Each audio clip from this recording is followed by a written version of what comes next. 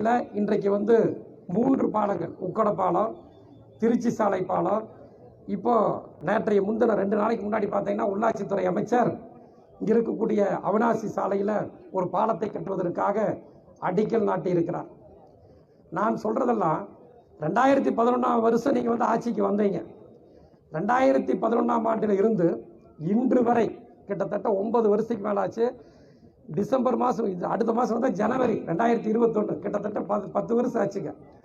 இந்த 10 ஆண்டு காலத்தில் எந்த விதமான வளர்ச்சி பணிகளையும் செய்யாமல் இந்த ஆட்சியினுடைய ஆயுள் காலம் முடிகின்ற இந்த தருவாயில் பார்த்தீங்கன்னா அவசர கதியில் இந்த பாலத்தை எல்லாம் கட்டுறதற்குண்டான முயற்சி எடுத்துட்டு இருக்கிறாங்க. ஏற்கனவே 100 அடி சாலையில் கட்டப்பட்ட மேம்பாலம் எந்த பயனும் இல்லை. காந்திபுரத்தில் கட்டப்பட்ட மேம்பாலம் அது மக்களுக்கு விரோதமாக பயனற்ற மேம்பாலமாக கட்டி முடிக்கப்பட்டிருக்கிறது.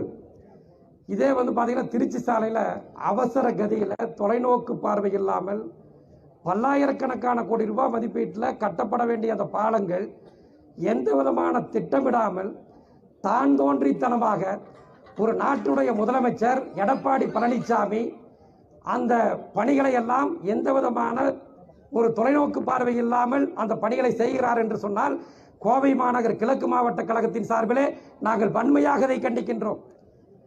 அவசரமாக கட்டுற என்ன அவசரம் கொடுக்க கமிஷன் வாங்கணுமா? அதற்காகத்தான் இது போன்ற பாலப்பணிகளை அவசர கதியிலே நீங்கள் கட்டி கொண்டிருக்கின்றீர்களா? இதைத்தான் நாங்கள் கேட்க விரும்புகிறோம். நான் கேட்கிற கேள்வி அல்ல. கோவை மாநகரத்தில் இருக்கக்கூடிய அனைத்து தரப்பு மக்களும் இன்றைக்கு கேட்டுக் கொண்டிருக்கின்றார்கள். உச்சநீதிமன்றம் சொல்லி இருக்கிறது, செய்ய விரும்புகின்றேன். எல்லா இடத்துலையும் போக்குவரத்து நெரிசல், திருச்சி சாலை, உக்கடம், எல்லா இடத்துலையும். இப்போ 10ஆவதுக்கு அவினாசி சாலையில் தோன்றீங்களே, இப்பவே பார்த்தேன். நான் விமான நிலைய பகுதியிலேருந்து வந்துட்டு இருந்தேன். சாலையில் தோன்றதுக்கு ஆரம்பிச்சிட்டீங்க.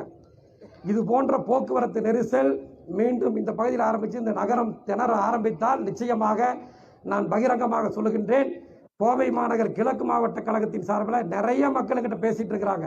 மிகப்பெரிய எதிர்ப்பு மக்களிடத்தில் இருக்கிறது. மக்களை திரட்டி மாபெரும் போராட்டங்கள் நடத்தப்படும் என்பதை இந்த நேரத்தில் தெரிவித்துக் கொள்கின்றேன். அதே மாதிரி பார்த்தீங்கன்னா